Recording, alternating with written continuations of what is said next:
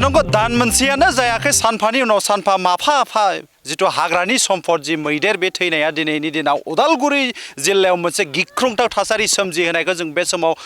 नुनो मोनबोबाय थानाय जादों थारैनो दिनैबो जिथु मोनसे दुखुनांथाव बाथ्रा जि भुटान हाजोनिफ्राय ओंखारबोनाय जि मैदेर जि आदारनि आंखालाव जि गामि फारसे ओंखारबोनाय दा दिनै बे आदार जानो फैनायावनो दिनै गावनि अबथिरा जिउखौ नैबेयाव खोमानानै लानो गोनां जादों नैबे समाव दं आङो उदालगुरि जिल्लानि सिङाव थानाय नैबे भारत भुटान सिमाजों नांजाबनाय जि नैबे बासुगाव नैबे साग्लिजार एरियाजों नांजाबनाय जि बासुगाव गामियाव आरो बे बासुगाव गामियाव जिथु थांनाय हरनि समाव जि आदार जानो फैनाय जि हाग्रानि मैदेर बियो 60 बोसोरसो बैसोनि जागौमोन होननानै जों बे समाव मिथिनो मोननाय जादों बे मैदेरा हरखाब बेबादि गावनि जि अबथिरा जिउ बेखौ बेयाव फोजोबनानै लानो गोनां जादों आरो जों बुंनांगोन जिथु दान मोनसेयावनो जिथु बे जिल्ला नाङै जि बे हाग्रानि बे जुनारफोरा बेबायदि थैबाय थानाया थारैनो दुखुनांथाव आरो बे हाग्रानि जिथु सम्पद होननानै साननाय जायो जिब जुनारफोरखौ बियो दिनैनि सानाव बेबायदि सानफा एफा जोबस्रांलाङोबा थारैनो बियो मोनसे दुखुनांथाव थासारि जानानै फैदों होननानै जों बुंनांगोन आरो फैबाय थानाय इयुन समाव जुदि हाग्रानि मैदेर बा हाग्रानि जिखि जा जि जिब जुनारफोरा बेबायदि जोबस्रांलांबाय थायोब्ला इयुनाव मा थाहैगोन बे दिनैनि सानाव जोबोरैनो साननो गोनां बाथ्रा जानानै फैदों नैबे समाव आं मिथिनो नाजानो जिहेतु बेयाव हाग्रा बिफाननि गोबां मावसुमाफोरा बेयाव जिथु फुंबिलि समनिफ्रायनो नैबे जि जाथाय जानाय थावनियाव फैनानै बिथांमोना खौरां लाफैदों आरो बिथांनिफ्रायनो आङो मोनफ्रोमबो जाथायनि बागै फारि फारि आं मिथिनो नाजागोन जिथु बिथांमोनानो बेयाव जि हाग्रा बिफाननि जि मावथि बिथांमोनानो आंजों लोगोसे दङ আচ্ছা দাদা কি ক'ব এই মুহূৰ্তত যিহেতু এতিয়া বনৰীয়া হাতীয়ে বৰং কৰিব লগা হ'ল এক মাহ হয় এইটো সঁচাকৈ আমাৰ দুখৰ কথা সকলোৰে কাৰণে দুখৰ কথা মানে এনেকৈ আপোনাৰ 3টা হ'ল এতিয়ালৈকে 3টাৰ গতিকেটাই আমি কাৰেণ্ট শ্বৰ্ট দি মানে পাব্লিকে কাৰেণ্ট শ্বৰ্ট দি হেৰি কৰিছে যি হওক মানে আমি মানে এতিয়া সকলোৱে মানে এটা হেৰি কৰিব লাগিব যে য'ত মানে ইমানখিনি মানে আমি খেতি অঞ্চলবিলাকত চবতে কাৰেণ্ট মানে তেওঁলোকে শ্বৰ্ট দিয়ে চলাৰটো নহয় চব কাৰেণ্ট দিয়ে তো আমি সেই বিষয়ে আমি অলৰেডি এতিয়া আলোচনা কৰিছোঁ যিহেতু হ'ল 3টা হ'ল তো আমি সেই ওপৰ কৰ্তৃপক্ষৰ লগত আমি আলোচনা কৰি অতি সোনকালে আমি ইয়াৰ ভিডিঅ' ব্যৱস্থা লোৱা হ'ব আৰু লগতে যি 3টা কেছ হ'ল তাৰে আমি 9জন এতিয়ালৈকে আমি আসামী পাইছোঁ মানে মানুহ অলৰেডি ধৰা হৈছে তাৰমানে আজি 3জন পাইছোঁ 3জন অলৰেডি ধৰা হ'ল তেওঁলোকক সোধপোছ কৰা হৈছে তো কি হয় মানুহখিনিৰ আৰু যিখিনি মানুহ হৈছে তেওঁলোকে এইবোৰৰ প্ৰতি সজাগ নহয় তো আমি সজাগ আমি প্ৰগ্ৰাম কৰিব লাগিব সকলোৱে বুজাব লাগিব যে এই বস্তুটো মানে বন্ধ কৰিব লাগিব অতি সোনকালে যিটো কাৰেণ্ট শ্বৰ্ট দি মানে আপোনাৰ হাতীটো মানে হেৰি কৰে সেইটো আমি বন্ধ কৰিব লাগে আৰু এইটো জানিব লাগে যে এইটো এটা ল মতে এইটো আপোনাৰ দণ্ডনীয় এটা আইনমতে দণ্ডনীয় তো আমি বেয়া লাগে এনেকৈ যদি ঘটনা ঘটি থাকে লাহে লাহে যদি এনেকৈ যদি আমি হেৰি কৰি থাকোঁ অত্যাচাৰ কৰি থাকোঁ হাতীক যদি আমি অত্যাচাৰ কৰোঁ বেলেগ ব্যৱস্থা কৰিব লাগে তেওঁলোকে টুংচি বনাব টুংচি বনাই তেওঁলোকে টুংচিৰ পৰা আমাৰ খেদি ব্যৱস্থা আমিতো দিন ৰাতি আমি হাতী য'ত গাঁওবিলাকত ওলাই হাতী ওলাই আমাক মাতে আমি যাওঁ যাই আমি যেনেকৈ পাৰোঁ আমি হাতীক ছাইড কৰিবৰ কাৰণে চেষ্টা কৰোঁ আৰু এইটোও হয় এতিয়া জংঘলতো খাদ্য কমি গৈছে হাতীৰ খাদ্য কমি গৈছে মানুহৰ একচুৱেলি ক'ব গ'লে মানুহৰে ভুল সকলো মানুহবিলাকে এইবিলাক বুজিব লাগে আগৰ দিনবিলাক বেলেগ আছিল এতিয়া আৰু আমি তেওঁলোকক সংৰক্ষণ কৰিব লাগে আৰু এইবোৰ যদি সংৰক্ষণ কৰিব নোৱাৰোঁ এটা সময়ত আমাৰ বিপদ আহিব যিবোৰ ঘটনা ঘটিছে এইটো আজি ঘটা নহয় প্ৰত্যেক বছৰে যোৱা বছৰে বহুত কেইটা প্ৰত্যেক বছৰে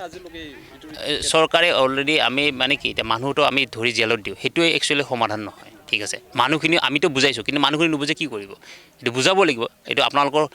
যোগেদি যাতে মানুহখিনি আমি সজাগ কৰিব পাৰোঁ যাতে তেওঁলোকে জানিব লাগে যে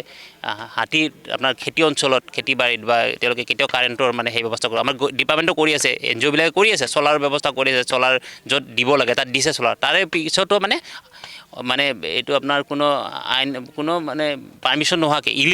ইলিগেলি মানে আপোনাৰ এইটো হেৰি কৰিছে কাৰেণ্ট শ্বৰ্ট দি আছে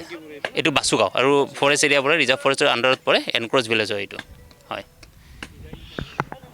হয় नंगौ जि दिनैनि जि जाथाय जानाय नैबे खालिनो दुखुनांथाव होननानै बिथांमोना जोंनि सिगाङाव बुंथिदों आरो जों बुंनांगोन बे समाव जि थांनाय नैबे दान मोनसेयावनो जि हाग्रानि बेबायदि मैदेरा थैनो गोनां जादों बे मैदेरफोरा खमैबो जिथु बे कारेन्टजों जिथु नांनायनि गेजेरजों बा कारेन्टनि सर्ट सार्किटआव दिनै बेबायदि गावनि जिउखौ खोमानानै लानांगौ गोनां जादों होननानै दिनै बिथांमोना बे समाव फोरमायदों आरो बेजों लोगोसे जि बेफोरबायदि दायजों बा बेफोरबायदि जाथायजों जि लोब्बा गोनां सोद्रोमाफोरखौ दिनैनि सानाव गुनिबो बारा जाबाय हमनानै जेलाव सोनानै दोननाया होननानै बिथांमोना जोंनि सिगाङाव मिथिहोदों आरो बेजों लोगोसे जिथु थांनाय मोनायावबो आरो फिन बेबायदि जि कारेन्टआव नांनानै नैबे जिथु बासुगावआव जिथु थैनो गोनां जानाय जि मैदेर हाग्रानि मैदेर बिनि जाथायाबो बे एखे रोखोम होननानै जोङो बे समाव मिथिनो मोननाय जादों आरो जोंबो खावलायगोन बे समाव जिथु रायजोनि जानानै बा गेजेरनि जानानै जिथु फैबाय थानाय समाव सरकारा बेफोरबायदि जि जाथाया आरो फिन बेबायदि ओनसोलफोराव आरो बेबायदि जिथु हाग्रानि जिब जुनारफ्रा बेबायदि थैनायनिफ्राय जाहाथे संरैखा मोनो बिनि थाखाय जोंबो खावलायदों आरो बिनि सायाव बिटिसि सरकार नङाबा आसाम सरकारा जि हाग्रा बिफान दङ बिथांमोना थाबैनो बिनि सायाव गोख्रों राहा लानांगौ नङाब्ला फैबाय थानाय समाव बेबायदि सानफा माफा जुदि हाग्रानि जिब जुनारफोरा जुदि थैलाङोब्ला इयुनाव जुनार होननाय जि बे थाहैनाय नङा होननानै जों दिनैनि सानाव बुंनांगोन जोंबो खावलायदों बेनिखायनो फैबाय थानाय समाव थाबैनो बिनि सायाव गोख्रों सरकारा राहा लागोन होननानै नैबे समाव आङो उदालगुरिनिफ्राय बड'सानि जानानै भिडिअ जानायजों लोगोसे सोरांसार बाग्लारि नोंथांमोना गोब्राब नाजासेयावबो जेरावबो जाफुंसारनो हायाखै नामा जानांदों नामा गुबुन गुबुन रोखोमनि जेंनाजों मोगा-मोगि जुदि जेरावबो जाफुंसाराखैब्ला आरो बायदि जेंनाजों मोगा-मोगि जानांदों अब्ला बेफोरनिफ्राय जेंना बोस्रांनायनि राहाखौ लादो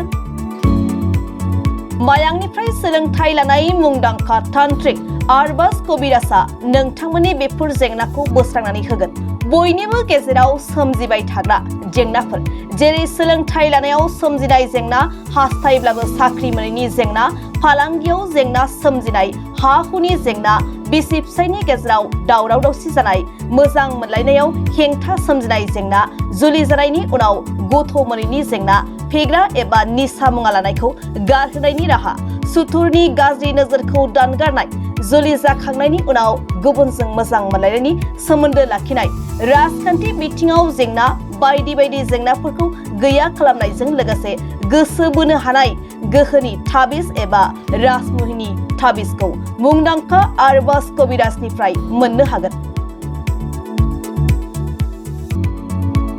अब्ला मानोथो गोबाव खालामनो नोंथांनि जेंनाखौ गैया खालामनो थाखाय 7908887945 मबाइल नम्बराव फोनांजाब खालामदो आरो आरबाज कबिराजनिफ्राय सुबुरुन लादो